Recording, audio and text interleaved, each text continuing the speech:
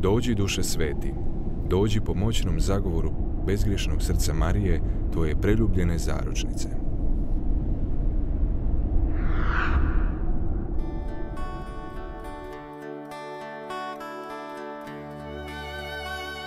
Iz Evanđelja po Luki.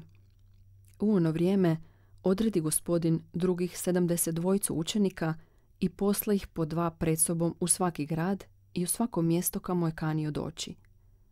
Govorio im je: žetva je velika, ali radnika malo.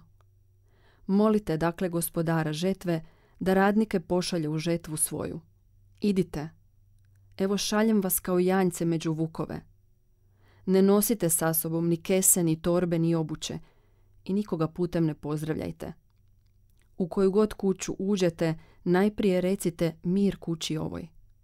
Bude li tko ondje prijatelj mira, počinut će na njemu mir vaš. Ako li ne, vratit će se na vas.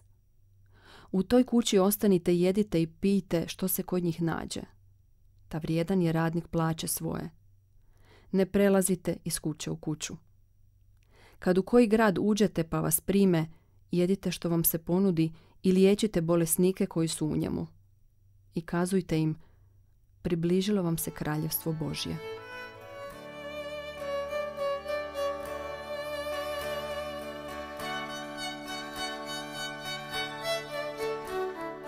Dragi brate i draga sestro, danas nam u Svetom Evanđelju Gospodin govori: idite, evo vas šaljem kao ovce među vukove. To je poziv upućen svima nama, bez ikakvoga izuzetka, da idemo i da navještamo Božje kraljevstvo u ovome svijetu. Ali da ne činimo to samo svojim ustima, jer riječi su ono što lako nam dolazi. Ali prije svega da navještamo to kraljevstvo svojim primjerom. U poslanici Diognetu, staroj antičkoj poslanici kršćanskoj, možemo pročitati riječi da su kršćani u svijetu kao duša, da žive u svijetu, ali nisu od svijeta, baš kao što nitko od nas nije od ovoga svijeta. I mogu nas zabrinuti riječi koje Isus danas govori, da smo ovce poslane među vukove. Samo ne smijemo zaboraviti da u toj misiji nismo sami, da je Gospodin s nama, naš pastir, pastir koji će otjerati te vukove. Isus prije uzašašća govori svojim učenicima: ne bojte se, neću vas ostaviti kao siročad. Ja sam s vama do svršetka svijeta. A usto nam još daje kao pomoć i Duha Svetoga, našu nebesku majku, da nas prate na tom putu, da ostanemo prvo sami vjerni Bogu, ali da tu vjernost možemo pokazati drugima.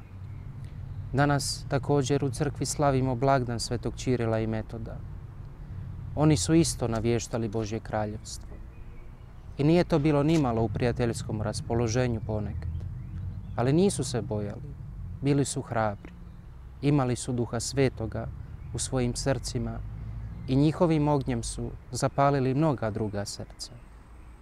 Dopustimo prvo da Bog zapali naša srca svojom ljubavlju, a kasnije tom istom ljubavlju osvajajmo srca drugih za Boga.